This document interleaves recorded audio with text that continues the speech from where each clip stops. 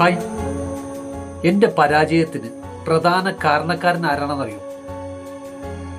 ഞാൻ തന്നെയാണ്. എൻ്റെ ഉള്ളിലെ പേടിയാണ് എൻ്റെ പരാജയത്തിന് പ്രധാന കാരണം. എന്താ അറിയോ?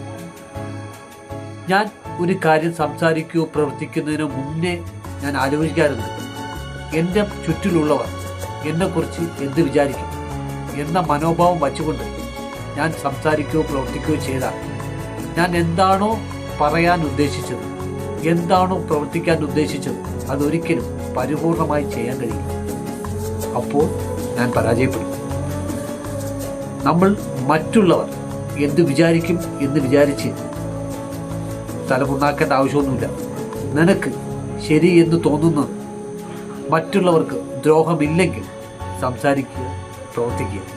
നിന്റെ വിജയത്തിന് നീ വിചാരിച്ചേ പറ്റൂ. ചുറ്റിലും ഭയങ്കര കൂട്ടമുണ്ടാവും, വലിയ കൂട്ടം.